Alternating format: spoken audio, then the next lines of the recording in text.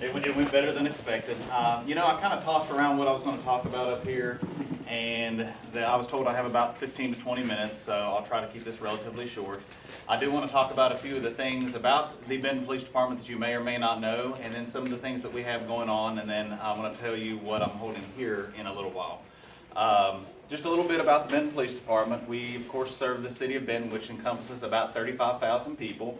We currently, including civilian employees, have 92 both sworn and civilian employees.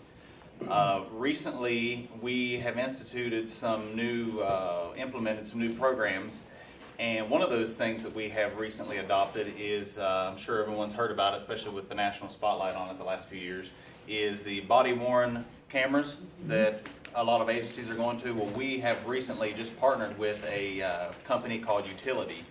And officers, every single officer now has a body camera that they are now using, and it actually links in with our in-car camera system.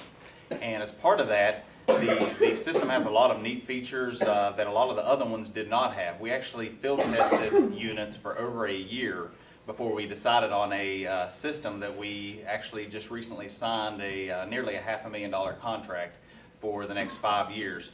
And it provides cloud storage for all of the data, so we don't have to worry about data storage.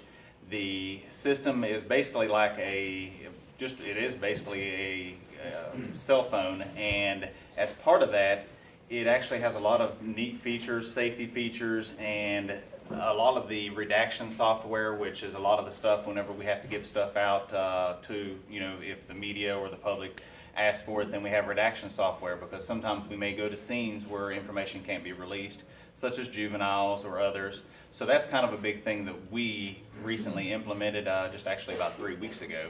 They installed it in every single one of our cars, and every single officer has one of those that they wear if they're actually on duty. Something else, and I'm going to talk about this now. You may or may not have heard about the prescription drug abuse issue that's been going on in our country, especially for the last decade. Well, about 7 years ago, we got very involved in that. We had a local tombstone maker. He made tombstones, and he also was a coach for American Legion baseball. And he came to our chief and said that he was tired of making tombstones for his former players that were in their late teens and early 20s because they were overdosing on prescription drugs. So they partnered together, and we held our very first drug take-back event immediately after that, within just a matter of months. In that first event, we brought in a little over 400 pounds of old unused medicine just in Benton. Well, we have since expanded it, and now we're well above 3 tons, almost to the 4-ton mark now in the last 7 years. Wow. And we do 2 events every year in the spring and the fall. And if you can't make one of those events, we widely publicize those on our social media. And if you can't make one, we have a permanent drop box that we put in about 5 years ago that's at the police department. You can put it in the box, no questions asked, 24/7 in our lobby. And that has been a tremendous resource too. And recently, we actually provided these to all of our officers, because I'm sure y'all have heard about the heroin epidemic that's especially hitting the Northeast and a lot of the West Coast. Well, heroin, of course, is also an opiate, for those who don't know, and we actually introduced these kits. It's a naloxone kit, and it has a 1 dose of naloxone in it that's provided for officers, and every single officer carries this. And it has 1 dosage unit, and it has a nasal atomizer that's in it, and as part of that, they can use it if someone is overdosing on heroin or any kind of a prescription opiate. They can actually use this counter agent to reduce the effects that it has on them and actually bring them back from basically from a near death or possibly a deathly situation. And back in October, our officers actually had their very first save where they used this on someone who had overdosed on heroin. And I can tell you from my perspective, having done this for 18 years, we never used to see heroin in this area at all. And I mean, I went my first 2 years before I ever even saw heroin. And now it's something, we're not seeing it like we are in the other places, but now our officers are encountering it, 2, 3, 4 times a month now. And that's something we never used to see. And one of the big things is because the prescription drug abuse is getting so much, education, and we're making so many inroads on it, now heroin is a cheaper alternative that gives them the same effect. So we're starting to see that because it's a cheaper alternative. We have made a lot of good inroads though. Back in 2007, Arkansas was ranked number 2 in the entire country for prescription drug abuse. And as of 2014, I haven't seen the 15 numbers yet, but as of 2014, we have actually fallen out of the top 10. We're at number 14, and we've made some good inroads, but we're hoping to continue that. And just a little sobering fact, in the United States, 91 people die every single day in our country from prescription drug overdoses or heroin. And that's kind of a sobering fact to me, because that's more than what are killed in automobile accidents. Just in Arkansas last year alone, we lost 392 people to either a prescription drug or heroin overdose.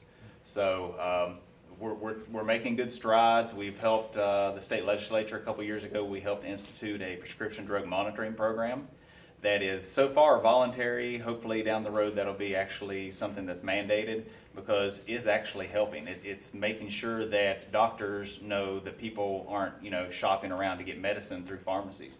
And it's proved invaluable in the last couple of years as far as being able to help alleviate some of this problem, but we have a ways to go. I don't really have anything else to talk about. If somebody has questions, I would love to answer any questions anyone may have. How were the, I can't say the word. Naloxone? Naloxone? Or it sometimes go by Narcan is what it was called in the Northeast when they instituted That's easier these. to say. But naloxone. How were they paid for? These were actually, we worked through the Pharmacy Association, and Smith Drug Company, which is actually an East Coast company, actually through the Pharmacy Association helped us get these, and at no charge. Great. So, and we're working on, hopefully sometime in the near future, probably within a couple months, because these actually expire every couple years. So we're working on getting replacement units so that we continue this program, because it's something we don't see going away anytime soon, unfortunately. So. And those the cameras that the officers will be carrying, those were paid for by a grant, weren't they? No, but no, there's an addition to that. They were not. We actually were able to just kind of cut corners, and it's actually spaced out over 5 years. So $500,000 sounds like a lot, which it is, but it's over a 5-year period. But we're actually working on grants right now to hopefully get at least a big chunk of that reimbursed. So fingers crossed, Okay. we'll get that. Great.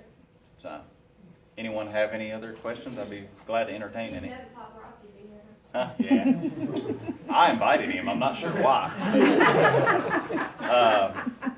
No, one last thing just to reemphasize what he had hit on earlier. We are hiring right now. We do have a couple of openings. If you know of anyone that's interested, bentonpolice.org is our website, or just find us on Facebook. I mean, we have 20,000 plus people on there, so feel free to link in with that. And he mentioned the Polar Plunge is coming up, and it benefits Special Olympics Arkansas, for those of you who maybe didn't catch that. So it benefits them, their athletes, and all of their year-round events that they do for all the Special Olympic athletes. And it's something that I have done for 10 years now, and it's kind of near and dear to my heart. And no, don't show the pictures. Yes. Yeah. Next time I'll wear that costume. When I was Cousin Eddie off of Christmas Vacation. I won't ever do that one again. But no, for real, we would. It's actually a good way. I'm in the perfect setting for this. It's a good way to get your name out for your business too, if you were to form a team and come out and participate, because the media typically shows up, and we get a lot of exposure from it if you jump. And it's only $50 a person to jump, and you can get that from friends, family, whoever. Tell them what you're doing, and usually if you're crazy enough to jump in Hurricane Lake, they'll usually sponsor you to do it. And if you have questions about that, see Matt or I, you can find information on it on our Facebook page, and we'd be glad to have you out there. So, thank y'all.